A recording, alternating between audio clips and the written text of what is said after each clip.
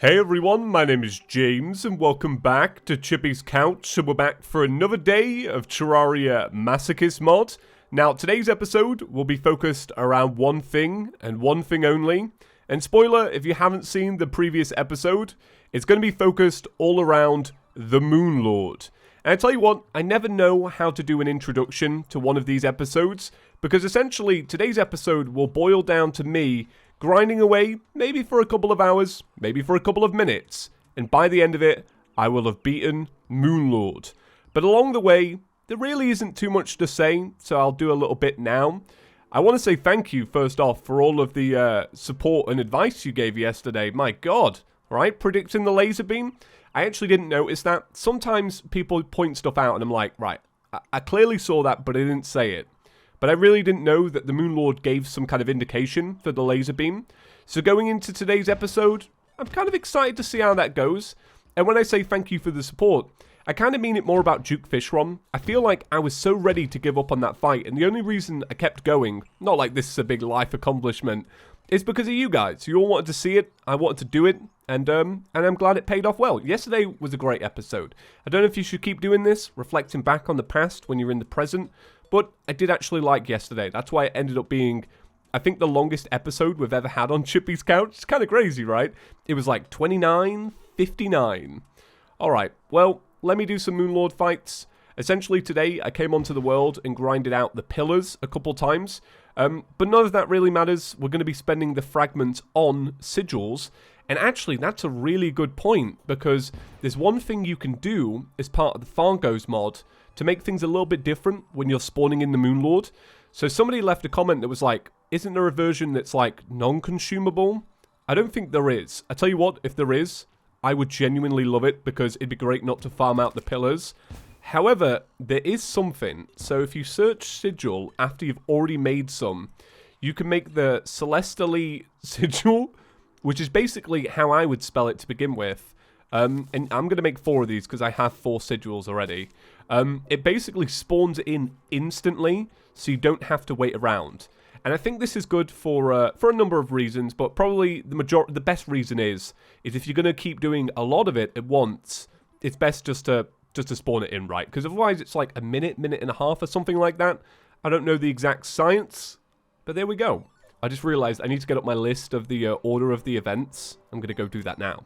Oh, I got one other piece of advice. Somebody said don't change the summoner because you lower your defense and it's not really worth it. I have to agree. Why are there one of these? What's going on? No pillars around. Just a random thing. Alright, so just to be clear, this is my first fight. I've opened up the core. I have run into the problem a few times now, like the little laser beam prediction, so I'm not used to it yet, but here we are. So like I said before, I'm going to move over to warrior and just ride this out basically, and you actually can see the prediction pretty strongly. Now that you guys have pointed it out, I'm like, oh right, it's clearly that. Okay, so just to be clear, oh wait, I can do damage. I really don't get this sometimes, like I'm like, what is this? Like, what's doing the damage here? Is it all of these little, like, minions and that? Probably so, right? But anyway, this is melee, so let's keep that in mind. It's also, like, worth noting that the laser beam doesn't just come out. It actually rotates as well. So that's something that you have to kind of, like, think about, or that I've noticed so far. Okay, so that is Ranger. Alright, so the fight is actually getting more intense now. There's just a lot more going on. These laser beams are so difficult to dodge. I've noticed that it's kind of like best to basically like keep in the same kind of sight line so that these all sync up better. Alright, so I died, but I did get a lot like closer. So the practice is definitely already paying off. Like, I've only done one fight and I'm already feeling loads better about it. There are loads of moments as well where when it was transitioning into like a more aggressive state where it was kind of firing these, like, I'm going to say like arrows, for example. I was kind of walking into them because I didn't really anticipate them. And I also took 2 laser beam hits before I realized that it's best to line up the laser beams. So I already feel better. And that is like, that's what you want at the very start of your like recording session. My God, you guys are amazing with the tips. Okay, right. I really like that strategy as well of just skipping out Summoner. That seems to work pretty well. I'm so confused. Why can I always... Actually, no, wait. I think I've already answered this. But for real, I'm like, how come you can use the weapon all through the fight? That's what I don't get. I think I'm getting the colorings wrong. I don't know. I don't know. You guys were saying that you should, you can see like little fragments as well during the fight. My eyes don't really pay attention to that. If they're there, I don't know about them.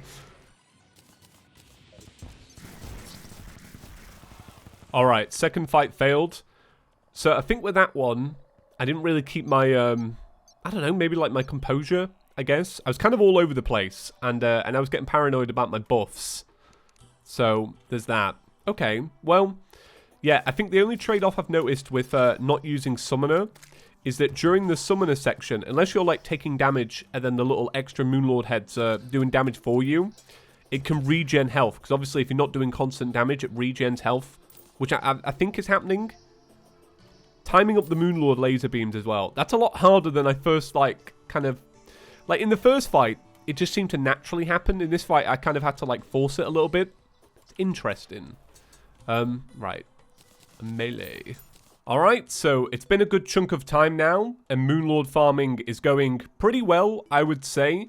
The only thing I've added so far is I've cut back on some of my buffs. I had some of the extended buffs, basically, and they were pretty good, but I feel like I had so many buffs activated that once I had a debuff, it would start disabling some of my good buffs. I don't know if I'm paranoid about that. I haven't watched the footage back, so I've dialed back on the buffs, which hopefully will be fine. Like, for example, one of them was like dopamine. It gives the effect of a sunflower. Like, yeah, that'd be great. I probably don't need it, though. And I also added in some mana potions, because I was like, well, I should probably use a mana build. I made the mana flower in the end, but it turns out that one of these accessories just automatically adds it. So I was going through my accessories, and I was thinking about this one right here, the Celestial Shell. It's pretty great. I think it gives 10% base damage to all weapon types, which is pretty good. But then I remembered that you guys said I should make some essences. Now, I don't have every ingredient for every class because, for example, we didn't do any of the Dungeon Defender stuff, so I can't make a Summoner's one. But I needed a couple of corruption items, and I was able to make 3 of them. So we got the Sharpshooters. We also have the Barbarians. This is the Warrior one. And then we have the Apprentices one, which was, yeah, pretty cool. So this actually gives 18% increased magical damage, 5% increased magical crit chance, and increases your maximum mana. This does 18% melee damage, extra speed, extra crit. This one does 18% range damage, and then extra range, critical, and firing speed. So I thought this is pretty good. I mean, if I'm swapping out armor, hopefully I can remember to do this. I don't know if I'm going to be too much of a moron for that. But I'm going to reforge these and go back to farming. Oh, man, it's called Lloyd. I was really hoping it'd be called James. Look how much this dude sells, by the way. Look at it. He's got a full shop. I feel really bad for not doing any of this. Like, for example, some of these can be used for combinations and stuff like that. But I think we'll get around to that after Moonlord. But anyway, I'm going to go back to farming.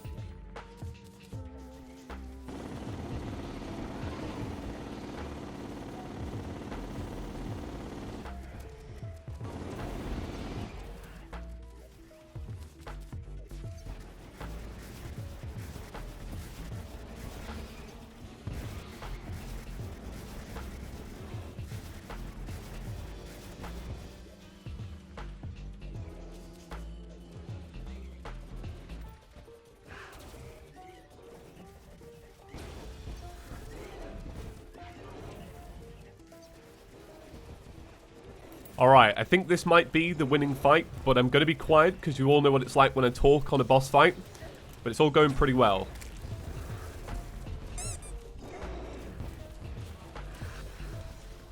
Alright, I'm moving on to Ranger now. I don't like this debuff. Basically, I've got this debuff right now that makes me still throw my weapon, even though I'm not throwing it. And when that happens, you can't swap over armor set, which is kind of annoying.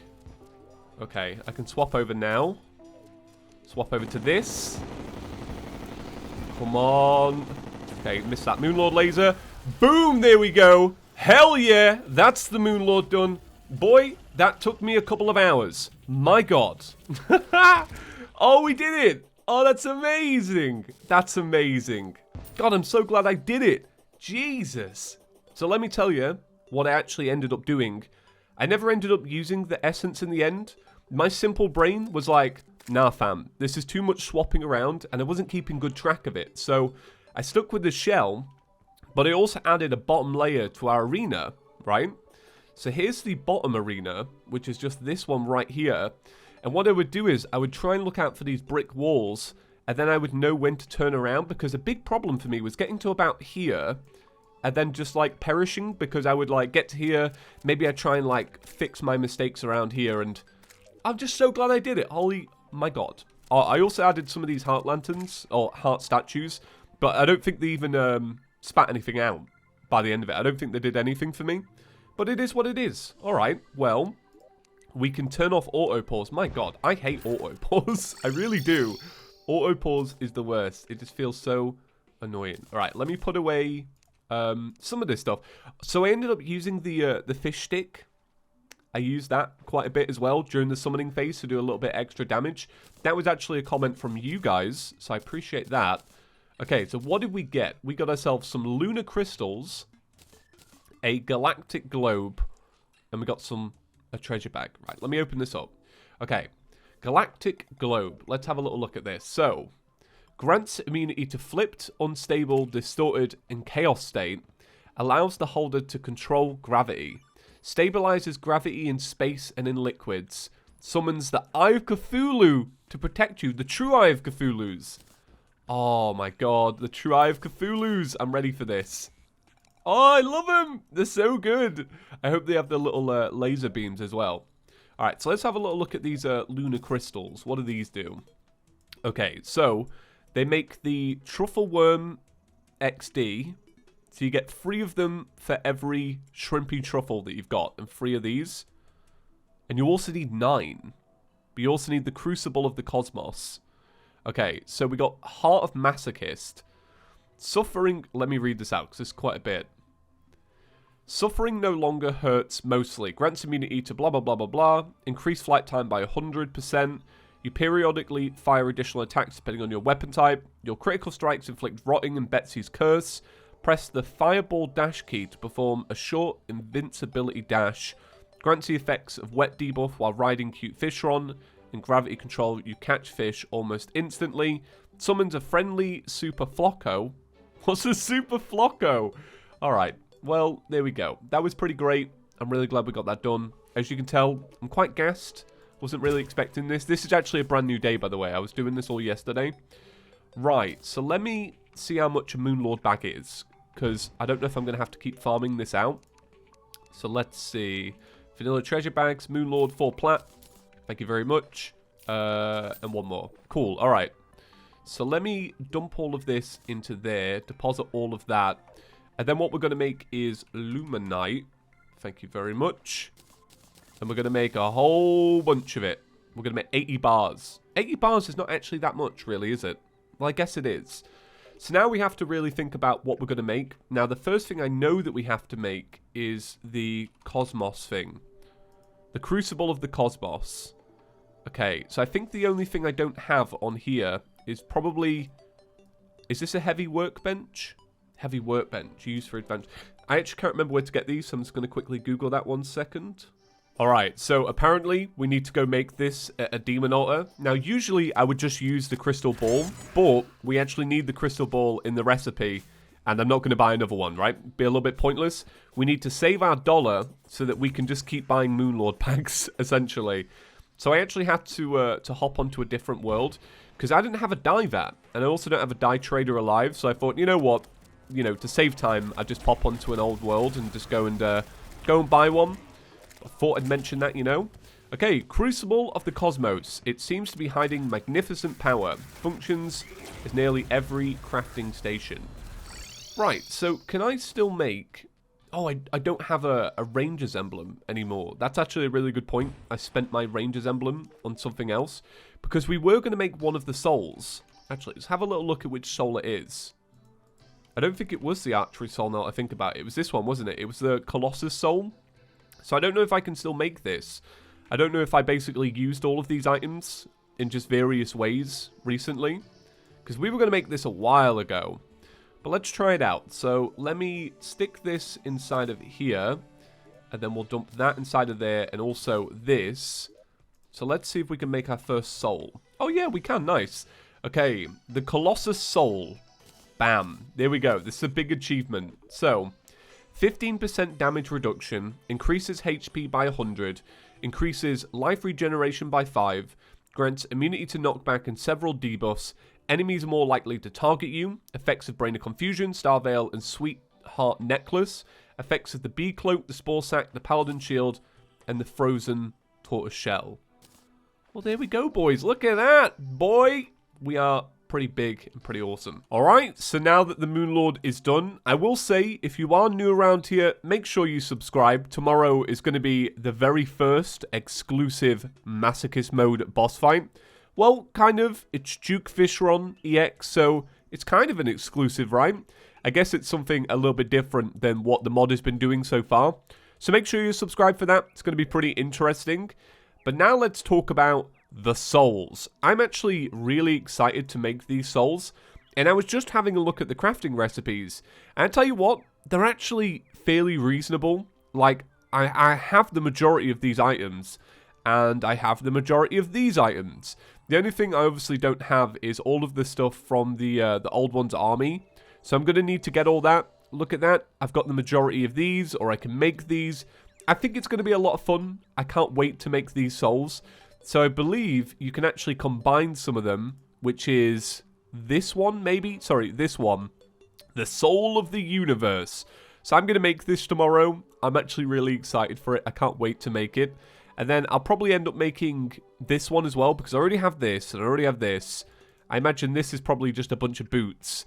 Yeah, it all seems really reasonable. Like, I don't mind farming out for stuff like that. I'm kind of excited to see all of these mega accessories. But what I will say is to just kind of lower expectations a little bit. You guys have been warning me about these final two boss fights, how they rival Supreme Calamitous. So don't be disappointed if ultimately I can't beat them. If I don't beat them, what we will do is we'll do a massive boss rush, and I'll show you all of the powerful items we've collected along the way. But if we don't end up ultimately winning, I think that's fine. I mean, I don't think too many people expect that from me. I'm not the best Terraria player in the world. But I tell you what, I'll give it my best go, right? I promise I'll put a good few hours into each one. I'm excited for that. I'm excited to see what they are and what they do, and it's the last little mystery, boys. Right, well, thank you so much for watching today's episode. It really felt like a special one because we beat Moonlord, and that's the final of Vanilla Terraria. So if you enjoyed today's episode, be sure to give it a big fat thumbs up. Of course, it always helps. And I'll see you tomorrow. I can't wait to make these souls. And yeah, like I said before, subscribe if you've not already, because it's going to be a good one. Right, see you in the next one, guys. Peace.